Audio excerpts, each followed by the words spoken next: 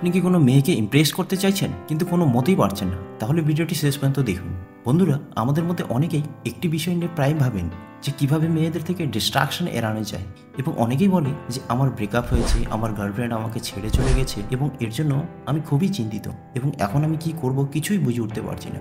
আপনি নিশ্চয়ই এটা অনেকবার দেখেছেন যে কিছু মেয়ে কিছু ছেলের সাথে খুব খারাপ ব্যবহার করে এবং সেই মেয়েরাই আবার অন্য ছেলের পেছনে দৌড়ায়, তাদের উপর খুব বেশি অ্যাটেনশন দেয়। কিন্তু কেন এরকম হয়? আপনি যদি মনে করেন যে আপনি আপনার সুন্দর চেহারার কারণে সেই মেয়েদের দৃষ্টি আকর্ষণ করছেন, তবে আপনি একেবারেই ভুল। কারণ আপনার থেকে অনেক হ্যান্ডসাম ছেলে আছে যাদের দিকে কোনো মেয়ে অ্যাটেনশনই দেয় না। এখন প্রশ্ন হচ্ছে যে কেন এমনটা হচ্ছে? আপনি যদি আপনার লাইফে কোনো মেয়েকে ইমপ্রেস করতে চান, তাহলে আজ আমি এই ভিডিওটির মাধ্যমে আপনাদের একটি ব্রহ্মাস্ত্র দিতে চলেছি এবং এটি জাস্ট একটা ডিসিশন যেটাকে আমি আমার লাইফে অ্যাপ্লাই করে দেখেছি। ধ্যান দিয়ে শুনুন।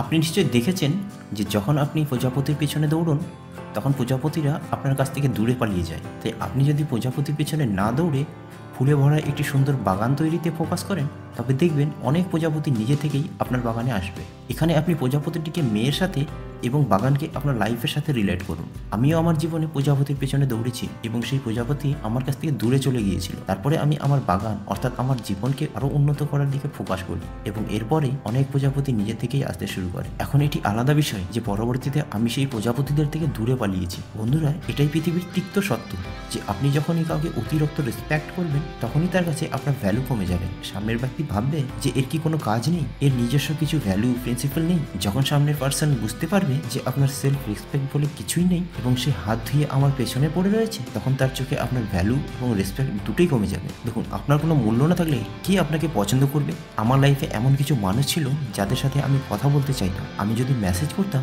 তখন তারা খুবই রুডলি বিহেভিয়ার করতো। আমি নর্মালি মেসেজ করলেও কখনো ঠিকমতো রিপ্লাই পাইনি, কিন্তু আজ আমি সেই লোকগুলোর কাছ থেকে প্রায় মেসেজ পাই, কিন্তু এখন আমি তাদের মেসেজগুলি দেখি না। আমি অনেক ক্ষেত্রে এটা লক্ষ্য করেছি যে আপনি যখনই কোনো মেয়ের পিছনে দৌড়াবেন, তখনই সেই মেয়েটি আপনার কাছ থেকে দূরে পালিয়ে যাবে। মেয়েদের ইমপ্রেস করার জন্য কেউ একজন চমৎকার টিপস দিয়েছে যে যখনই আপনি কোনো মেয়ের সাথে দেখা করবেন, হাই হ্যালো বলুন, কিছু ভালো লাগলে প্রশংসা করুন এবং সঙ্গে সঙ্গে এরপরে সেখান থেকে বেরিয়ে যান এবং সেখানেই শেষ। কাউকে ইমপ্রেস করার বেস্ট উপায় হলো যে তাকে ইমপ্রেস করা বন্ধ করুন। যদি সামনের ব্যক্তি বুঝতে পারে যে আপনি তাকে ইমপ্রেস করার চেষ্টা করছেন, তাহলে তার নিজের চোখে তার নিজের মূল্য অনেক বেড়ে যাবে এবং আপনার ভ্যালু কমে যাবে। এবং যখন আপনার ভ্যালু কমে যাবে, তখন রেসপেক্ট কমে যাবে এবং তখন সামনের ব্যক্তিটিও আপনার রেসপেক্ট করবে না। একটি সঠিক মেয়ে কোনো এরা গেরা মেয়ে নয় যে সে যে কাউকে পছন্দ করে নেবে। আমি বলছি না যে কোনো মেয়েকে একটি না একটি ছেলেকে পছন্দ করতেই হবে।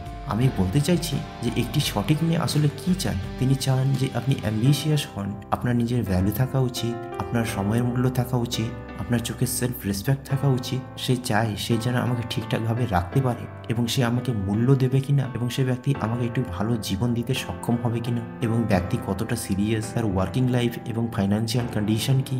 এবং প্রথম যে জিনিসটি লক্ষ্য করে তা হচ্ছে যে আপনার লুকস, আপনি দেখতে কেমন, আপনার পার্সোনালিটি কেমন। এবং এর থেকে উপরে আরেকটি জিনিস আসতে পারে, তা হচ্ছে আপনি যে ফিল্ডে রয়েছেন সেখানে আপনার পজিশন কি। উদাহরণস্বরূপ, আপনার লুকস যদি নর্মাল হয়, অর্থাৎ খুব ভালোও না খুব খারাপও না, অ্যাভারেজ, এবং আপনি যদি একজন বড় সুপারস্টার হন, খুব বড় ক্রিকেটার হন, একজন খুব বড় ইউটিউবার হন, আপনার সোশ্যাল মিডিয়া অনেক বড় প্রভাব এবং বড় পজিশন থাকে, তাহলে আপনার নর্মাল লুকস থাকলেও আপনাকে সকলেই পছন্দ করবে। এবং আমি যা কিছু বললাম এই সব জিনিস আপনি কন্ট্রোল করতে পারেন। আপনার ফাইন্যান্সিয়াল কন্ডিশন, আপনার ক্যারিয়ার, আপনার সেলফ রেসপেক্ট, আপনি ইমোশনালি কেমন, এই সমস্ত জিনিস আপনি কন্ট্রোল করতে পারেন। আসলে আপনি চাইলে আপনার লুকসও কন্ট্রোল করতে পারেন। আপনার লুকসে শুধুমাত্র আপনার চেহারা থাকে সেটা নয়, এটা ঈশ্বরের দেওয়া। আপনার লুকসে আপনার হেয়ার স্টাইল, আপনার ড্রেসিং সেন্স, আপনি কতটা হাইজেনিক এবং আপনার বডি শেপ কেমন, এই সমস্ত জিনিস আপনি কন্ট্রোল করতে পারেন।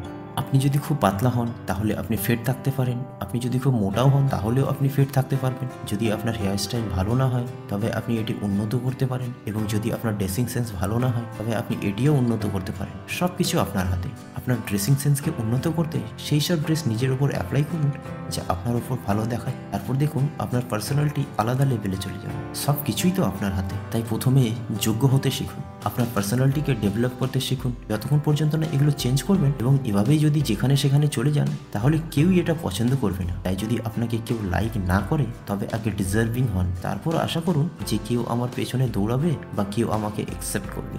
এবং আমার এই ভিডিওটি বানানোর উদ্দেশ্য এটা নয় যে কিভাবে মেয়েদের পটানো যায় এবং কিভাবে তাদের ইমপ্রেস করতে হয়। আমি আপনাদের এটাই বোঝাতে চাইছি যে আগে যোগ্য হয়ে উঠুন, ইগনোর করতে শিখুন। তাদের পেছনে দৌড়ে আপনার ভ্যালু ডাউন করবেন না, এমন একজনের পেছনে দৌড়ে আপনার জীবন নষ্ট করবেন না যে আপনাকে কোনো পাত্তাই দেয় না। শুরুতে এটি সমস্ত খেলাই হরমোনের হয়ে থাকে এবং এগুলিকে শুরুতে নিয়ন্ত্রণ করা যায়, কিন্তু বারবার চিন্তা করে আমরা সেই অনুভূতিকে এতটাই স্ট্রং করে ফেলি যে পরবর্তীতে এটি ছেড়ে দেওয়া খুব কঠিন হয়ে পড়ে। তাই আমি যদি এই ভিডিওটি 2 লাইনে শেষ করি, তাহলে তা হবে কারো পেছনে ছুটবেন না, নিজেকে এমন করে তুলুন যে সবাই আপনার পেছনে ছুটবে, আর নিজেকে এমন উন্নত করে তুলুন যে আপনাকে ছেড়ে যাওয়ার আগে কেউ 10 বার ভাববে এবং আপনাকে ছেড়ে চলে গেলেও আপনার লাইফে আরো ভালো মানুষ আসার জন্য তৈরি থাকবে। তাই সেই লেভেলের পার্সোনালিটি তৈরি করুন এবং সেই রকম ডিজার্ভিং হয়ে উঠুন এবং আপনার লাইফে একটি আলাদা স্ট্যাটাস তৈরি করুন। বন্ধুরা, ভিডিওটি ভালো লাগলে অবশ্যই চ্যানেলটি সাবস্ক্রাইব করে অ্যাজনেটের সাথে যুক্ত থাকুন।